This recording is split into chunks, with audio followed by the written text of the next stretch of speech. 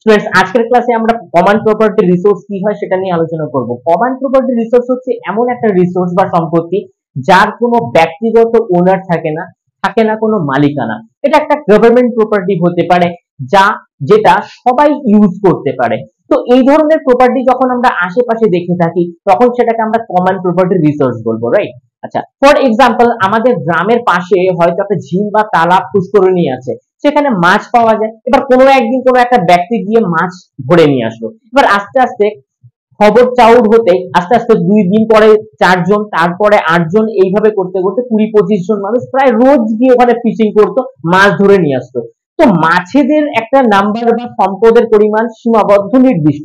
এবার সেখান থেকে যদি রোজ মাছ ধরে আনা হয় তো আস্তে আস্তে সাইমালটেনিয়াসলি সেই মাছের সংখ্যা হ্রাস পাবে। কমন প্রপার্টি রিসোর্স যদি রেগুলার ইউজ করা হয় তাহলে সেই সম্পত্তির যে পরিমাণ থাকে সেটা হ্রাস প্রাপ্ত হয়। তো এই ধরনের ঘটনাকে আমরা কমন প্রপার্টি রিসোর্স বলি, এবং সেটা বেশি ইউজ হলে সেটা হ্রাসপ্রাপ্ত হয়, সেটাও আমরা দেখি। Thank you.